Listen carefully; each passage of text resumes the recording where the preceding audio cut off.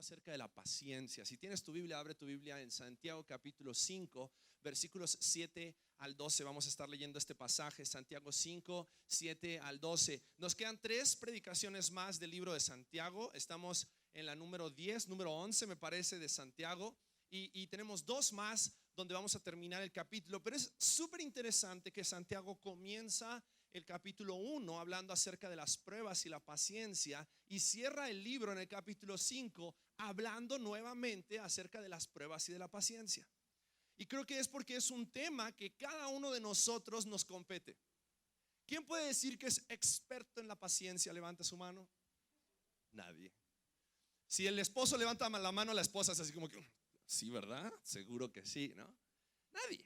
Todos nos cuesta ser pacientes. Vivimos en una sociedad que constantemente está apelando y que los servicios tienen que ser más para suplir nuestra impaciencia, ¿no? Ya no es suficiente con que el servicio sea rápido, sino que tiene que ser muy rápido. Aquí en México todavía no lo he visto, pero hace unas semanas atrás que estábamos en la conferencia de Acts 29, de repente fuimos a un drive-thru, a una comida, a un restaurante donde puedes recoger la comida en tu carro, y ya no es suficiente con un carril, ahora hay 2 carriles.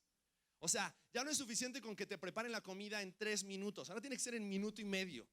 Porque constantemente queremos que las cosas sean más rápido. Queremos poder tener el resultado, y a veces un mejor resultado, pero mucho más rápido.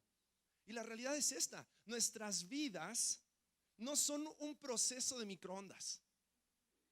Nos encantaría que los cambios se dieran de inmediato, que hiciéramos una oración y que después de esa oración nuestras vidas hayan sido regeneradas, santificadas, transformadas, glorificadas, y estemos ya flotando sobre una nube, ¿no? Nos encantaría eso. Pero la realidad es que el proceso de santificación, el proceso de Dios en nuestras vidas, toma tiempo. Y sabes que algo que es increíble es pensar que Dios no va a dejar de trabajar en nuestras vidas. Dios no se va a rendir de la obra que Él está haciendo en nuestras vidas, sino que la va a completar hasta el día de Jesucristo, dice su palabra. Y en eso está nuestra esperanza. Porque si nosotros pudiéramos definir paciencia, estaba estudiando este tema, y en Santiago capítulo 5, si nosotros pudiéramos definir paciencia, es interesante que paciencia se define como resistir o perseverar sin perder la esperanza.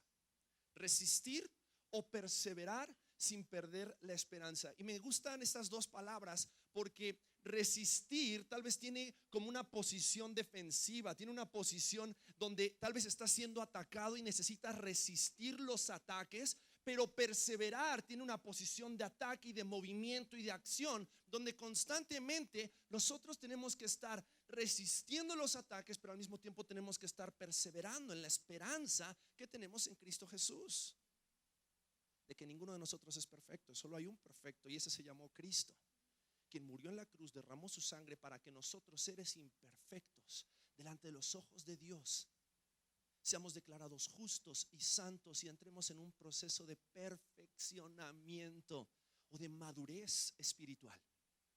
Entonces Santiago habla acerca de esto en Santiago capítulo 5, versículos 7 al 12. Si tienes una Biblia, ábrela en este pasaje. Si no, los versículos de todas formas van a aparecer atrás en la pantalla. Pero dice así la palabra de Dios: por tanto, hermanos, tened paciencia. ¿Hasta cuándo? No los escuché. Tened paciencia. ¿Hasta cuándo? Hasta la venida del Señor. No dice tened paciencia hasta que se cansen y entonces intenten de otra manera. Ten paciencia con tu esposo y con tu esposa hasta que creas que es suficiente y entonces búscate un modelo más nuevo. No. Dice tened paciencia hasta la venida del Señor. Mirad cómo el labrador espera el precioso fruto de la tierra, aguardando con paciencia hasta que reciba la lluvia temprana y la tardía. Tened también vosotros paciencia y afirmad vuestros corazones, porque la venida del Señor se acerca. Hermanos, no os quejéis unos contra otros para que no seáis condenados. He aquí, el juez está delante de la puerta.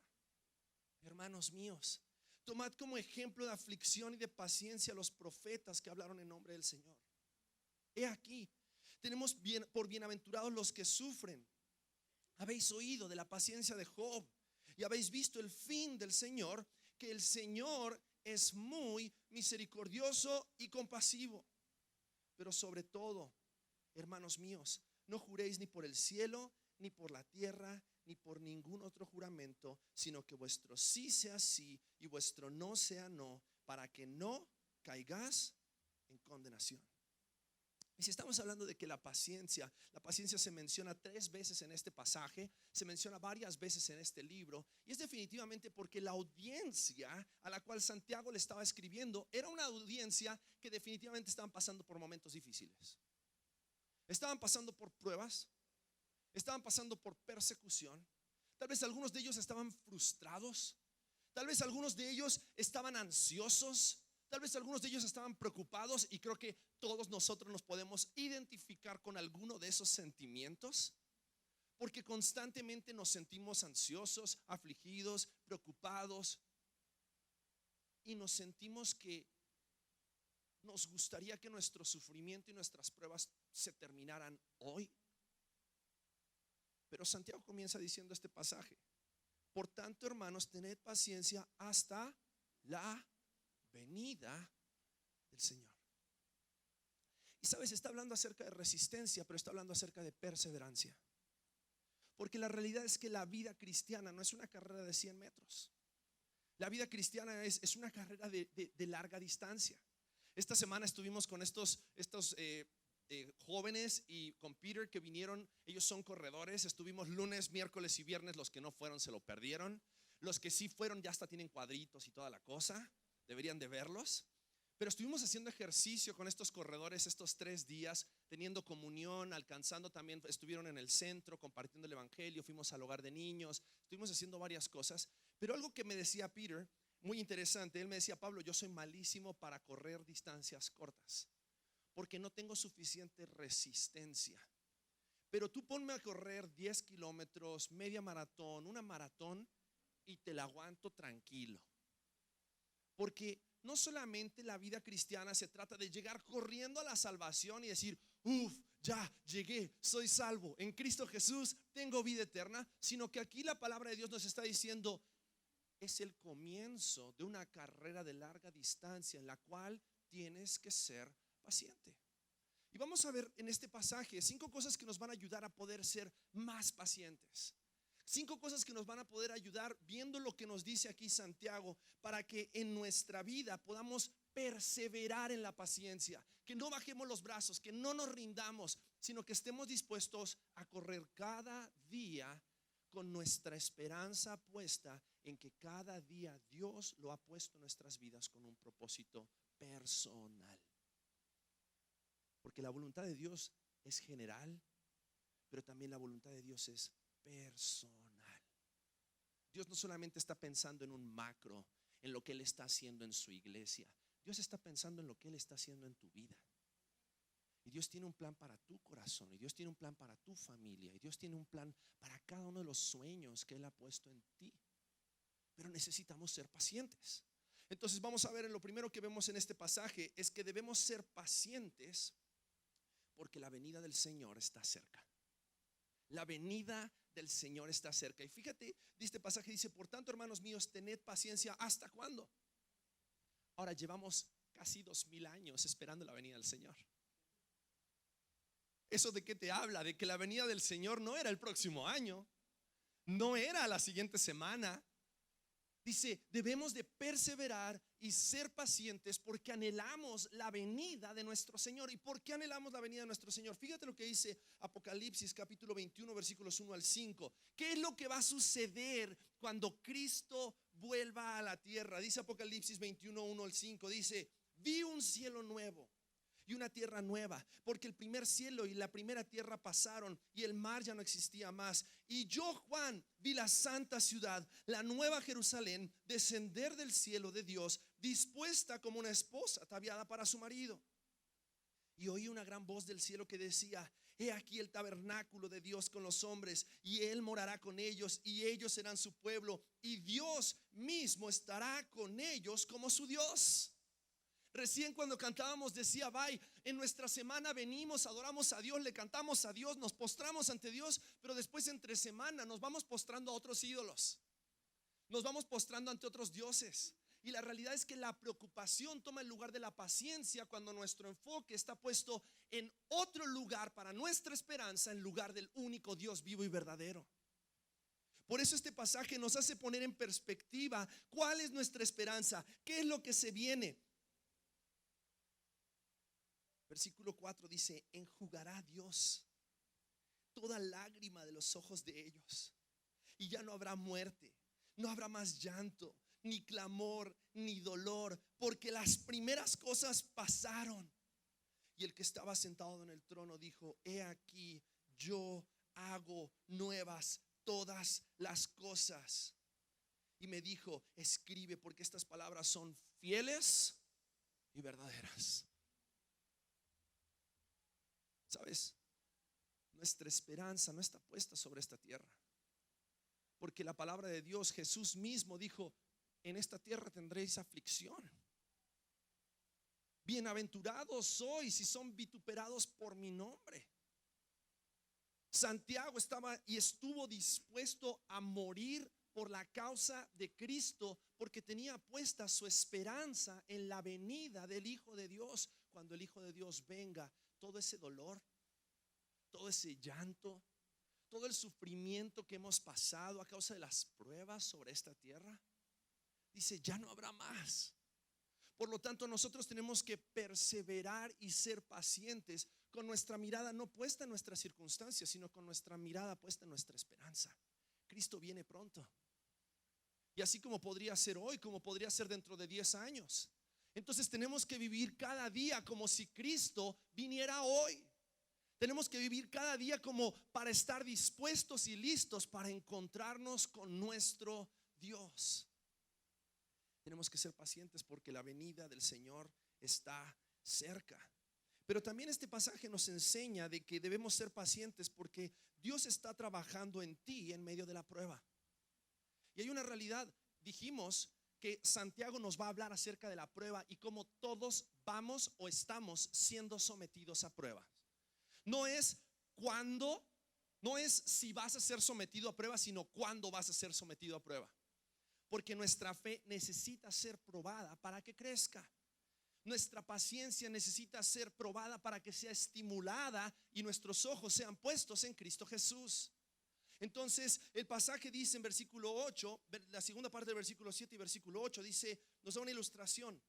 Mirad cómo el labrador espera el precioso fruto de la tierra, aguardando con paciencia hasta que reciba la lluvia temprana y la tardía.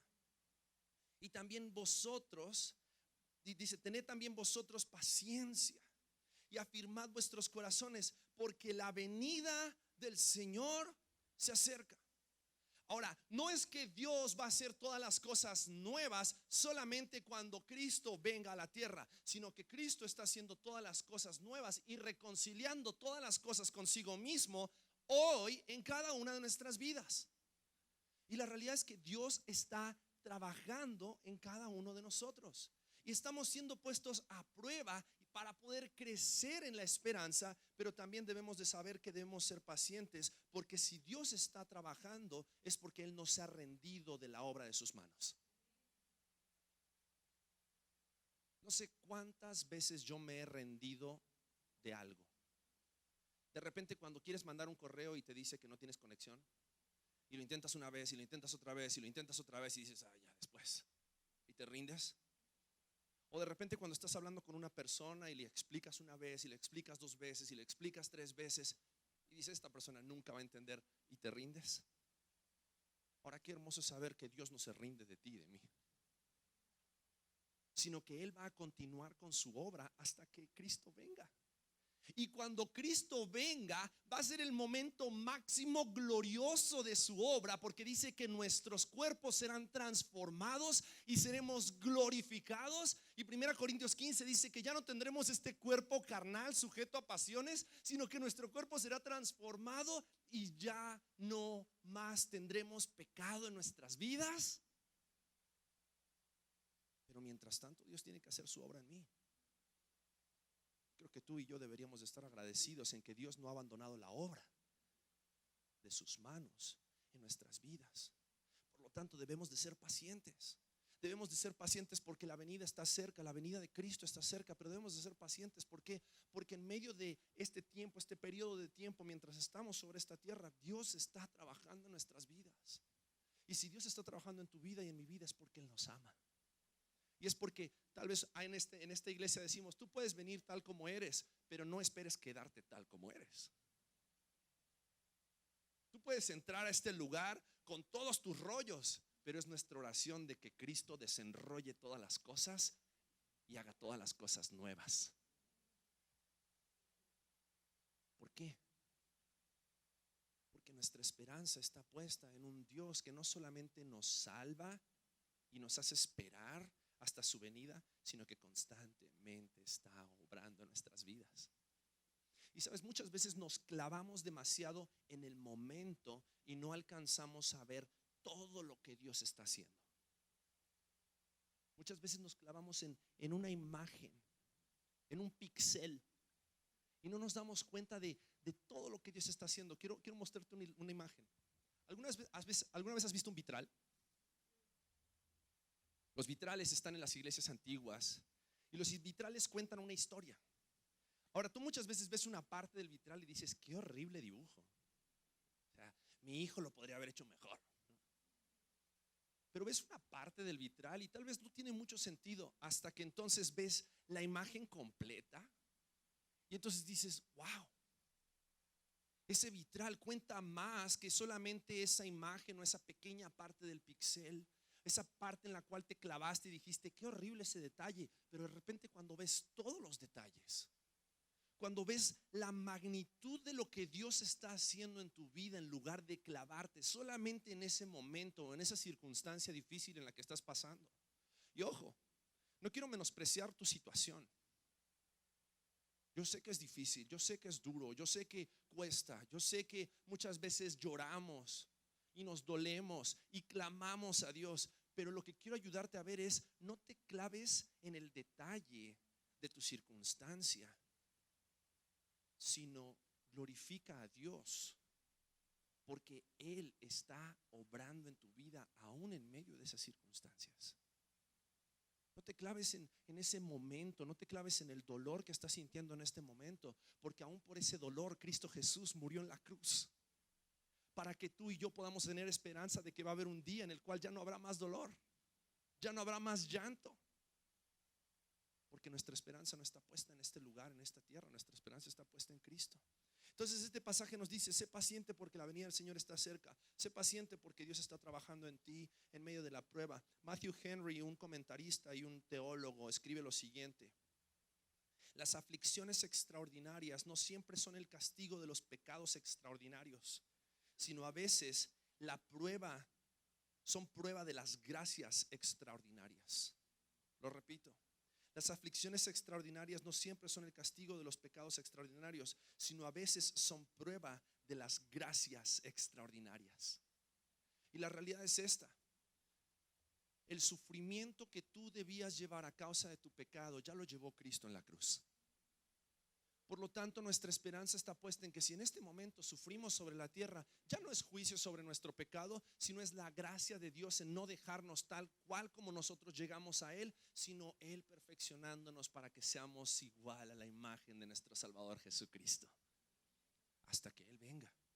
Porque la obra que Él comenzó, la perfeccionará hasta el día de Jesucristo. Entonces este pasaje nos enseña esas dos cosas, pero también en tercer lugar nos enseña que debemos de ser pacientes con nuestro prójimo, porque Dios también está trabajando en él. ¿Crees que Dios está trabajando en la persona a tu derecha? ¿Crees que Dios está trabajando en la persona a tu izquierda? Fíjate lo que dice este pasaje, porque creo que una de las razones por las cuales nos ponemos impacientes es porque nuestra mirada está puesta en la persona equivocada a la hora de ser pacientes. Versículo 8 dice: tened también vosotros paciencia y afirmad vuestros corazones, porque la venida del Señor se acerca. Hermanos, versículo 9, no os quejéis unos contra otros, para que no seáis condenados. He aquí el juez está delante de ¿dónde? Este pasaje está diciendo esto. La tercera razón por la cual debemos de ser pacientes y perseverar y resistir es porque debemos ser pacientes con nuestro prójimo, porque Dios también está trabajando en él. Hay una realidad: cuando nosotros ponemos nuestra mirada en aquel que ha sido paciente con nosotros y nos ha soportado aún en medio de nuestra rebeldía, aún en medio de nuestra necesidad, y aquel que es juez justo está aún así dispuesto a seguir siendo paciente con nosotros, entonces ¿cómo no vamos a ser pacientes con la persona que tenemos al lado? Entonces ¿cómo no vamos a ser pacientes con ese jefe complicado? Entonces ¿cómo no vamos a ser pacientes con esa esposa rezongona o con ese esposo flojo? ¿Cómo no vamos a ser pacientes? ¿Cómo no vamos a ser pacientes con ese hijo rebelde? ¿Cómo no vamos a ser pacientes con ese hermano en Cristo chismoso o murmurador? ¿Cómo no vamos a ser pacientes? Por eso dice: no os quejéis unos contra otros. No pongan su mirada y su nivel de paciencia. No digan yo soy paciente, tú no eres tan paciente, o yo no puedo ser paciente con él, o yo no puedo ser paciente con ella. No, miren al juez que está a la puerta. Y si él es un juez justo y aún así es paciente con ustedes, entonces no se quejen unos de otros. Porque Dios, así como está obrando en tu vida, está obrando en la otra persona. Y la obra que aún Dios no ha terminado en tu vida, Dios no la ha terminado en la otra persona. Y tal vez Dios lo ha puesto en tu vida como parte de su prueba para realmente hacerte a ti crecer, pero no solamente hacerte a ti crecer, sino también ayudar a la otra persona a crecer conforme a la imagen de Jesucristo. ¿Te has puesto a pensar que cada uno de los miembros dentro de un cuerpo son necesarios para cumplir un propósito en común? Así como cada uno de los miembros de tu familia, cada una de las personas que te rodean, Dios está obrando en ellos como tanto está obrando en ti, como para que juntos podamos cumplir su propósito, porque tenemos un propósito en común: brillar la luz de Cristo para que todos conozcan y glorifiquen a nuestro Padre que está en los cielos. No lo puedo hacer yo solo. Nos necesitamos unos a otros. Por lo tanto, tenemos que entender que debemos de ser pacientes. Pero también este pasaje nos dice que debemos de ser pacientes porque Dios cumplirá sus promesas, y sus promesas son verdaderas. Fíjate lo que dice en el versículo 10: hermanos míos, tomad como ejemplo de aflicción y de paciencia a los profetas que hablaron en nombre del Señor. He aquí tenemos por bienaventurados a los que sufren. Habéis oído de la paciencia de Job y habéis visto el fin del Señor, que el Señor es muy misericordioso y compasivo. Dios no cambia. Dios es el mismo y sus promesas son verdaderas y se cumplen. Ahora, fíjate que pone como ejemplo a dos grupos. Pone como ejemplo a los profetas y pone como ejemplo a Job. Profetas que fueron llamados por Dios y que Dios les dijo: ustedes prediquen la palabra, pero el pueblo no los va a escuchar porque mi pueblo es rebelde. Pero ellos tuvieron que estar dispuestos a predicar la palabra y anunciar la palabra de Dios, aun cuando el pueblo no obedecía y el pueblo no respondía y el pueblo no se volvía a Dios. Pero ellos tuvieron que ser pacientes, perseverar y resistir, porque su esperanza no estaba puesta en el pueblo, su esperanza estaba puesta en Cristo, su esperanza estaba puesta en ese Mesías que había de venir, su esperanza estaba puesta en el único Dios vivo y verdadero, no en el cambio o en la transformación de las personas. Pero también nos dice el pasaje que tengamos por bienaventurados a los que sufren, y nos da el ejemplo de Job. Ahora, no sé cuántos de ustedes han leído el libro de Job, pero si tú quieres darle ánimo a alguien, no sé si le recomendarías leer el libro de Job. Pero sabes, el libro de Job es un libro increíble que, más allá de describirnos la fe de Dios, nos describe, la fe de Job nos describe el corazón de Dios. Si tú no has leído este libro, déjame resumírtelo en grandes rasgos. Job era un hombre temeroso de Dios, y un día el acusador, Satanás, se presenta delante de Dios junto con la corte celestial Y entonces Dios le pregunta, ¿de dónde vienes? Y él dice, vengo de rondar la tierra. Y entonces Dios, cuando le pregunta, le dice, oye, ¿has visto a mi siervo Job? Que es piadoso, temeroso, y describe a Job de una manera increíble. El acusador le dice, pero Job es así porque tú le das todo. Job es así porque pues, tú lo traes comiendo de tu mano, ¿no? Le das todo lo que él necesita, todo lo que él quiere. Es millonario, tiene una familia increíble, le va bien en todas las cosas. Vas a ver, quítale todas las cosas y vas a ver cómo no él maldice tu nombre. Y le dice Dios, ok, ve, pero no puedes tocar su vida. Ahora eso nos habla algo increíble acerca de Dios. Aun cuando Dios permite las pruebas en nuestras vidas, aun cuando Dios permite que nosotros seamos tentados, Dios nunca pierde el control. Él es siempre el que tiene la última palabra. Y cuando el acusador dice que viene, le quita a sus hijos, 7 hijos y 3 hijas. Job pierde todas sus riquezas, Job pierde todas sus cosas, y lo único que le deja es a su esposa. Y aparte era una esposa rezongona. Y en medio de todo eso dice la palabra de Dios que Job no pecó contra Dios,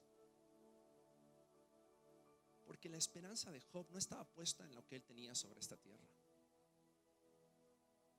Dice que vuelve el acusador delante de Dios y le pregunta, oye, Dios le pregunta, ¿y qué pasó con Job? Como si él no supiera, ¿no? ¿Y qué pasó con Job? No, pues lo que pasa es que no me dejaste tocar su salud, no me dejaste tocar su vida. Déjame tocar su vida y vas a ver cómo te maldice. Y dice que después Dios le da permiso, vuelve el acusador y entonces llena todo el cuerpo de Job de llagas y trae una enfermedad dolorosísima. Y en medio de eso es cuando su esposa le dice, ¿no ves cómo estás? Dios te quitó todo. Te quitó a tus hijos, te quitó tus riquezas, ahora te quita la salud. ¿Por qué no maldices a tu Dios y te mueres mejor?